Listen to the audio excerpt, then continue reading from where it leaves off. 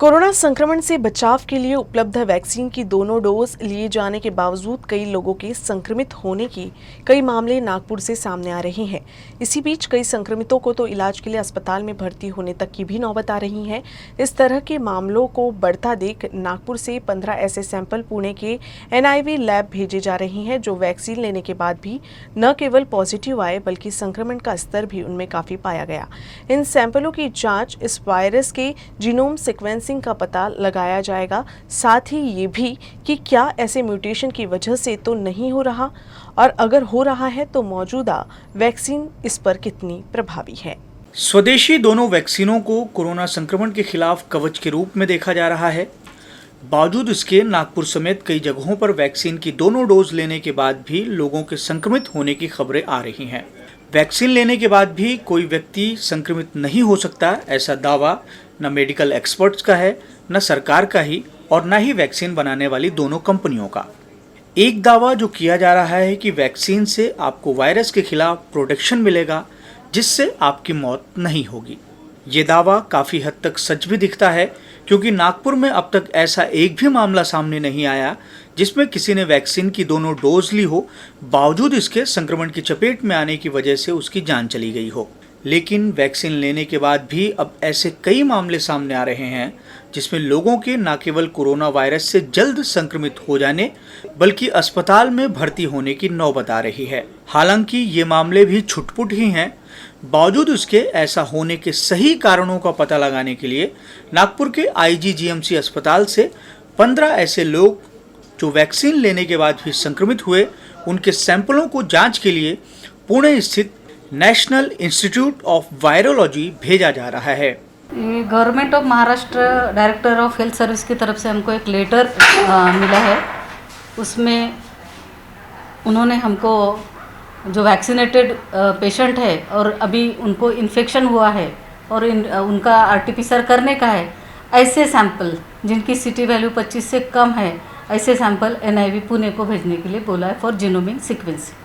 Research के purpose से होगा कि देखा जाएगा कि वैक्सीनेशन का री इन्फेक्शन का क्या इसमें रोल है, और सिम्टम्स जो आ रहे हैं वैक्सीनेशन के बाद कम है कि ज़्यादा है, यानी सिवियरिटी भी देखी जाएगी। इन सैंपलों के माध्यम से VIV रिसर्च कर ये पता लगाने का प्रयास करेगी कि आखिर ऐसा क्यों हो रहा है। क्या ये मौजूदा समय में वायरस के म्यूटेशन के चलते तो नहीं, जो शायद इतना खतरनाक है कि वैक्सीन भी इसे नियंत्रित नहीं कर पा रही। हालांकि डॉक्टर वैक्सीन को लेकर इतनी जल्दी किसी तरह के सवाल उठाए जाने के पक्ष में नहीं है। उनके मुताबिक वैक्सीन काफ़ी हद तक संरक्षण प्रदान करती है और भारत में इसके अच्छे परिणाम भी मिले हैं। लेकिन जो वैक्सीन लेने के बाद भी गंभीर हुए हैं, उस पर अध्ययन किया जाना चाहिए। जिन लोगों को वैक्सीन लेने के बाद में भी कोविड हुआ, उनकी जब तक जांच नहीं होगी, इनका जब तक पूरा एनालिसिस नहीं होगा, जिसको हम कहते हैं कि जीन मॉपिंग कहते हैं या जीन की स्टडी कहते हैं, तब तक हमें ये पता नहीं लगेगा कि ये एग्जैक्टली कौन सा वायरस है और ये वायरस हमारे यहाँ का है या ये डबल म्यूटेंट है या इसका नाम क्या है और इस पे कौन सा वैक्सीन कितना असरदार है। क्योंकि वैक्सीन में भी अलग अलग प्रकार के वैक्सीन हैं और कौन सा वैक्सीन कौन से वायरस के ऊपर ज़्यादा असरदार है, कम असरदार है, ये भी हमें मालूम होना ज़रूरी है। हालांकि दुनिया में सभी लोग यानी साइंटिस्ट कहते हैं कि सभी वैक्सीन जो है उसका positive protection against the virus हमें मिलता है, बट कितना मिलता है 50%, 60%, 70%, इसके बारे में अभी भी पूरी इन्फॉर्मेशन नहीं है।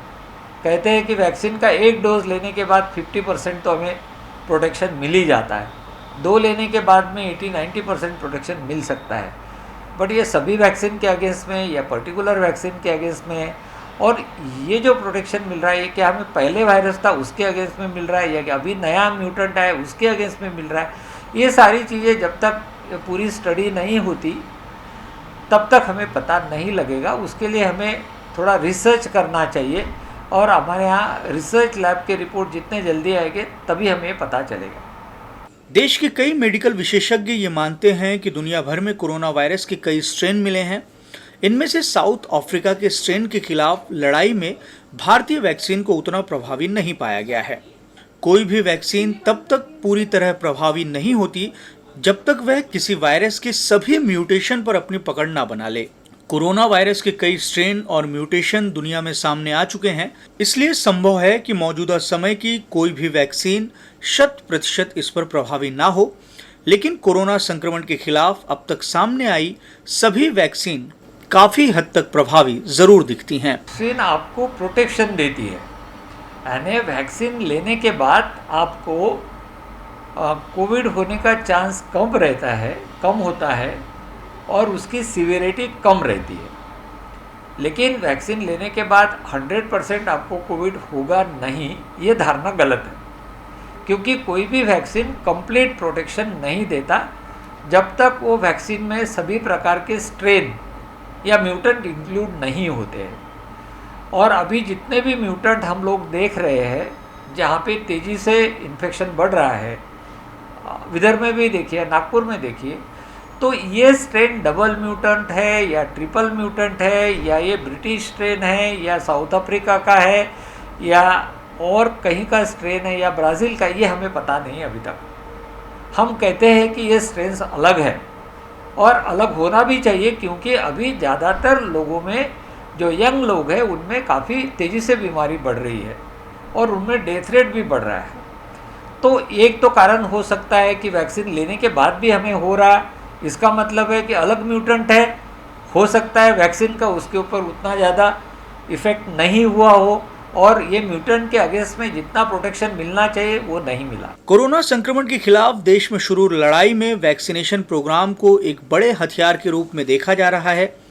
दुनिया भर के देशों से निकल कर आए परिणाम ये बताते हैं कि जिस भी देश ने कोरोना को मात दी, उसके पीछे की सबसे बड़ी वजह वहां का सफल वैक्सीनेशन प्रोग्राम ही रहा। वैक्सीन लेने के बाद भी पॉजिटिव आने के मामलों पर समय रहते होने वाला अध्ययन देश में वैक्सीनेशन प्रोग्राम को ही मजबूत करेगा।